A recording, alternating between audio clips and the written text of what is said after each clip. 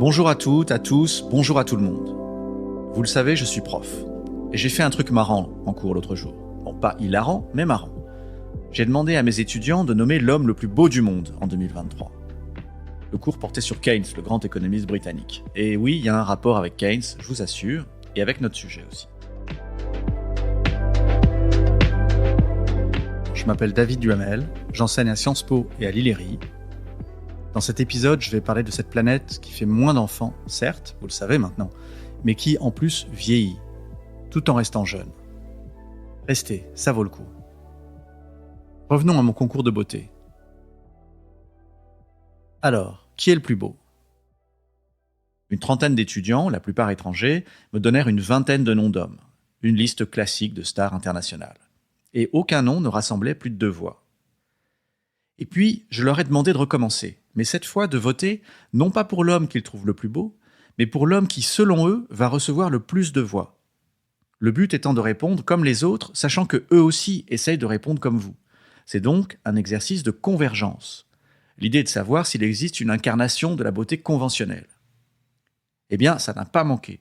Presque 50% des voix se sont portées sur... Ah, une seconde. Prenez le temps, réfléchissez, vous allez trouver. Je vous aide un peu. What's in the box? What's in the box? Bon bah là vous avez trouvé forcément. Vous avez reconnu Seven.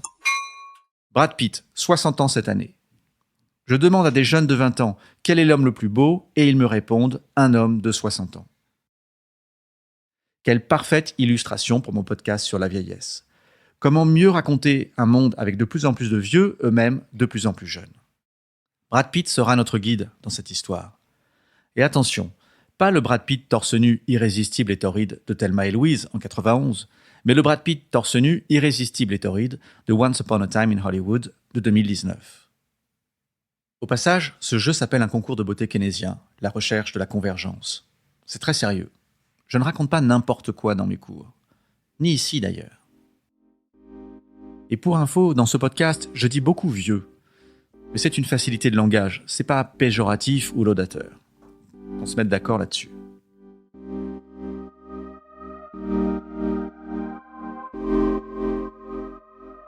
Bon, le monde vieillit. Par exemple, en 1950, il y avait 3 enfants de moins de 5 ans pour un vieux. Et un siècle plus tard, en 2050, demain matin donc, il y aura 3 vieux pour un petit. On a complètement renversé les masses.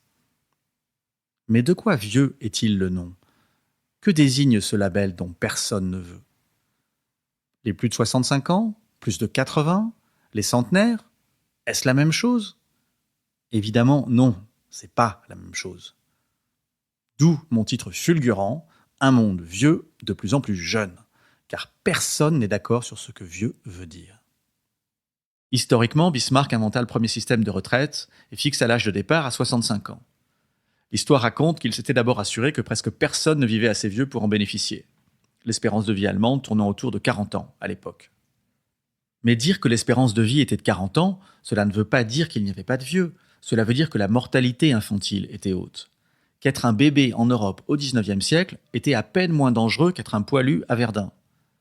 Donc oui, il y avait des vieux en Allemagne au XIXe, mais pas beaucoup.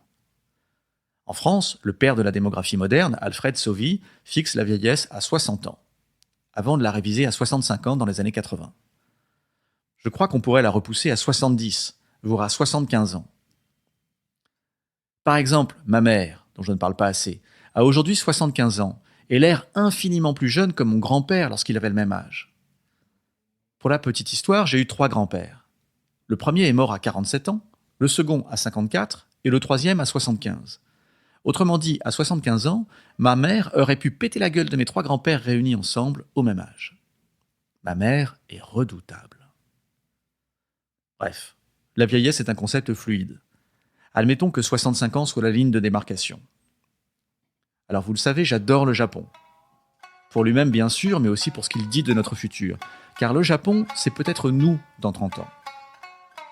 Et au Japon, pays le plus vieux du monde, la moitié de la population a plus de 49 ans, on appelle ça l'âge médian, et en France c'est 42. Et les Japonais de plus de 65 ans représentent 30% de la population, et en France 22%. Donc le vieillissement japonais est bien plus prononcé que le vieillissement français. Et ce vieillissement a des côtés sympathiques. Par exemple, ils ont ouvert un nouveau championnat de foot pour les plus de 80 ans. Alors, ce sont des mi-temps de 2 fois 15 minutes, et souvent les joueurs n'arrivent pas à tenir une mi-temps, et le plus vieux a 93 ans. Mais c'est sympa, vieillissement rime avec joie. Et je vous avoue que parfois, je me dis, je dois faire des faux papiers et devenir le meilleur buteur de leur championnat. Sauf qu'après, je me rappelle que je suis nul au foot. Donc je vais attendre qu'ils ouvrent une ligue des plus de 90 ans. Parfois, c'est moins gai. Et le vocabulaire manque pour décrire les penchants tragiques d'une société vieille. Et c'est au Japon qu'on trouve les mots les plus délicieux, comme toujours. Comme kodokushi, pour désigner les vieux dont on retrouve le cadavre, des jours, voire des semaines après leur mort, parce qu'ils vivaient seuls. Il y a 30 000 kodokushi par an au Japon, presque 100 par jour. Ou, mon préféré, rogai, qui désigne l'agacement qui saisit les jeunes quand un vieux galère devant eux. Vous savez bien quand la petite vieille à la caisse devant vous insiste pour payer en chèque. Ou plus sûrement quand mes enfants m'expliquent comment faire un truc sur mon téléphone. Je vois bien que je les rends fous. Rogai sa mère, disent-ils. On est tous le vieux de quelqu'un. Alors le vieillissement est en pente bien plus douce en France qu'en Asie riche ou qu'en Europe du Sud et en Allemagne. Et c'est intéressant de se demander comment le Japon gère son surplus de vieux. Eh bien, en les faisant travailler le plus longtemps possible. J'y viens dans un instant. Mais je voudrais dire un truc dont on ne parle pas, ou pas assez. Le vieillissement, c'est moins un problème pour les pays riches comme le Japon que pour les pays émergents comme la Chine, ceux qui seront vieux avant d'être riches. Et pour changer, et pour pas parler de la Chine tout le temps, je vais prendre un autre cas, l'Iran. Oui, c'est rare qu'on parle de l'Iran. En 1986, les Iraniennes ont encore 6 enfants en moyenne. Et 10 ans plus tard, on est tombé à 3 enfants. De 6 à 3, les Européens ont mis un siècle à faire ce chemin et l'Iran l'a fait en 10 ans. C'est incroyable. Surtout si on considère l'Iran super religieux et conservateur. Donc le vieillissement iranien, c'est pour dans 30 ans. Mais ça va être une tuerie. Et ce qui est vrai de l'Iran, c'est vrai d'un paquet de pays, ni riches ni pauvres. La Thaïlande, le Vietnam, le Bangladesh, la Chine, la Tunisie, toute l'Amérique latine, tout ça bouge à une vitesse fulgurante. Alors ces pays ne sont pas encore vieux, mais le problème à venir du vieillissement sera pour eux d'une toute autre ampleur.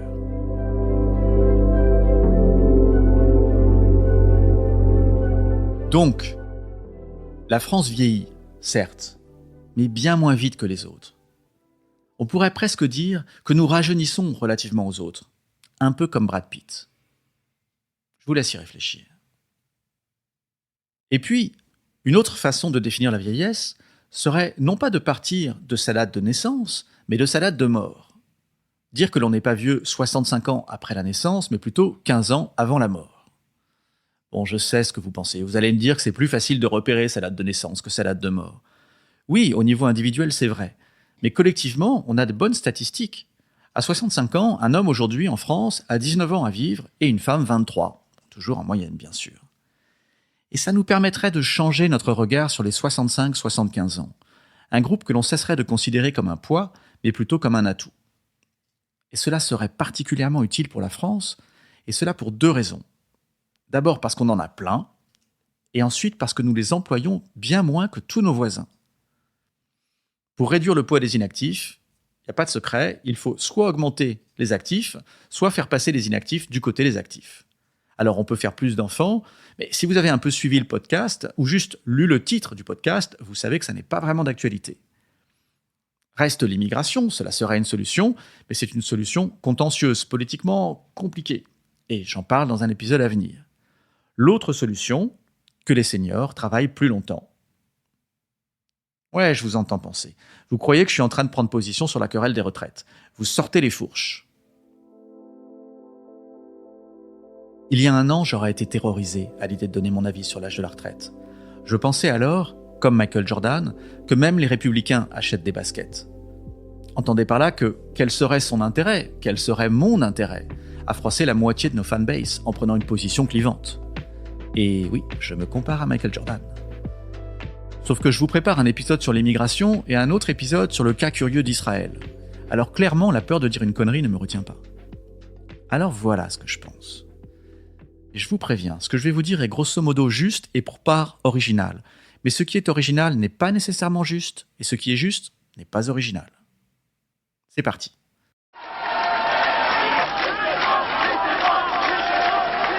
La retraite à 60 ans de François Mitterrand était une conquête sociale, dans un monde où le travail était souvent plus pénible qu'aujourd'hui et où les retraités étaient plus pauvres que les actifs. On y vivait en moyenne 9 ans de moins qu'aujourd'hui aussi. Quand Mitterrand a été élu en 1981, j'ai voulu aller danser à la Bastille avec le peuple de gauche. Non, a dit ma mère. Aujourd'hui, il n'y a aucune raison pour qu'à 60 ans ou 64 ans, on s'arrête de travailler pour être un poids pour des actifs au demeurant moins nombreux qu'avant, en proportion. Donc oui, je suis pour l'allongement de l'âge du départ à la retraite. Mais pas hors contexte, pas comme ça. Je pense que la revendication principale des manifestants est une demande d'équité. De vivre dans un monde où les plus riches payent les impôts décents, où police et justice traitent chacun de manière égalitaire, où la transition écologique n'est pas un slogan mais une politique. Aujourd'hui, la France est un des rares pays où les plus de 65 ans sont plus riches que la moyenne. Et chaque année, on se bat pour améliorer leur situation. Je vous avais prévenu, ni original, ni vraiment pertinent, mais c'est vous qui avez demandé. La bonne nouvelle pour la France, c'est qu'elle dispose d'un immense réservoir de seniors à employer. En France, seuls 4% des plus de 65 ans travaillent, contre le double en Allemagne, 6 fois plus au Japon, 10 fois plus en Corée. La mauvaise nouvelle, c'est que les entreprises se méfient des seniors. Et en France, pour les entreprises, passé 45 ans, vous êtes un senior. Alors, plus de 45 ans, atout ou fardeau pour les entreprises ? C'est pas très clair. Il est vrai que les vieux dont je fais ici partie sont moins innovants que les jeunes. Nous, les vieux, aurions une intelligence cristallisée, moi j'appelle ça de la sagesse, à l'opposé de l'intelligence fluide pour des plus jeunes. Cette dernière étant plus propice à l'innovation, une composante importante du progrès économique. Et selon une étude de 2021, 40 ans serait l'âge où l'on passe de l'une à l'autre. Pourtant, un récent papier de l'OCDE souligne le paradoxe de l'âge et suggère que les vieux travaillent en moyenne un peu mieux que les jeunes, et surtout, beaucoup mieux que ce que l'on croit. C'est un peu comme si la société avait compris que vieux signifie plutôt 80 que 60 ans, mais que les entreprises avaient encore un train de retard. Il s'agit donc de changer notre regard, et surtout le leur. En France, nos foules âgées ne travaillent pas, et les plus vieux sont plus riches que la moyenne, et les jeunes plus pauvres. Au Japon, c'est le contraire. Mais ne pensez pas que je fais la promotion de leur système. Au Japon, les anciens sont nombreux à vivre sous le seuil de pauvreté. Et cela ne va pas s'arranger puisque de moins en moins d'entre eux auront des enfants et des petits-enfants pour s'occuper d'eux. Et puis il y a un problème supplémentaire, propre au Japon. La culture japonaise considère que c'est inapproprié, humiliant même, de demander de l'aide. Cela m'avait frappé. Au Japon, on ne vous tient pas la porte. Pour un peuple que l'on dit poli, c'est surprenant. De même, si une personne âgée renverse son sac, personne ne l'aide. Personne ne lui pique son sac non plus. Pourquoi ? Pas par impolitesse, comme j'ai d'abord cru, mais parce qu'à l'aider, vous la rendrez redevable. Vous créeriez une obligation, et cela ne se fait pas. Donc les plus vulnérables, les plus solitaires, s'enferment dans une prison de misère et de solitude, d'où les 30 000 kodokushi dont je vous parlais. En plus, j'ai lu que la condition des vieux au Japon est telle que certains commettent des crimes juste pour être mis en prison, pour être nourris et soignés.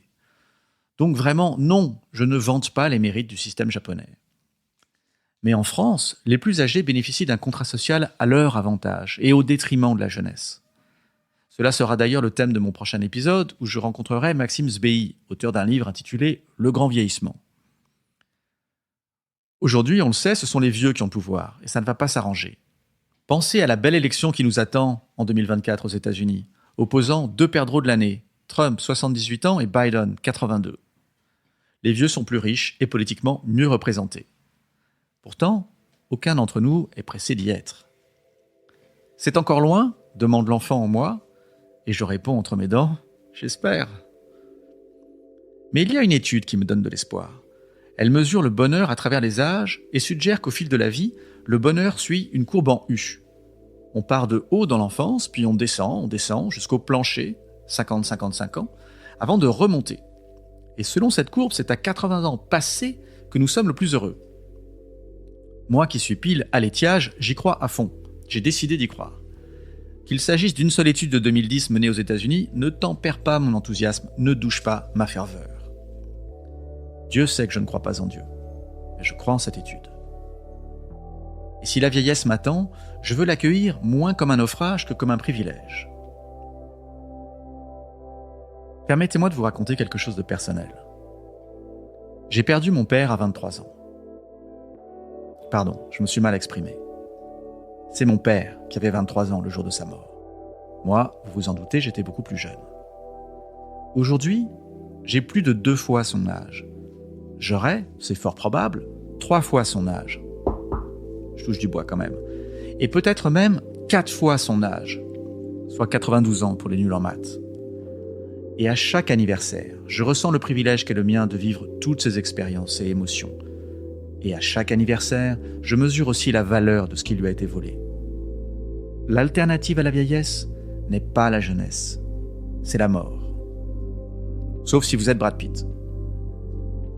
Et à ce titre, je voudrais vous quitter avec une gueulante. Ça suffit, monsieur Brad Pitt. Comment voulez-vous que des millions d'hommes mûrissent et non pas vieillissent? Car c'est bien connu, les hommes, c'est comme le bon vin. Si vous vous pavanez en permanence à moitié à poil, il est temps de rentrer à la maison et de plus sortir. C'est plus la peine. Jamais. Merci. C'est la fin de cet épisode. Suivez-moi dans cette histoire d'un monde sans enfants. Abonnez-vous, likez, partagez, mettez des étoiles. Surtout des étoiles, moi j'aime beaucoup. C'est super, ça aide. Et on se retrouve dans le prochain épisode. Et si ça vous a pas plu, partagez-le quand même avec des gens que vous n'aimez pas. Et surtout avec Brad Pitt.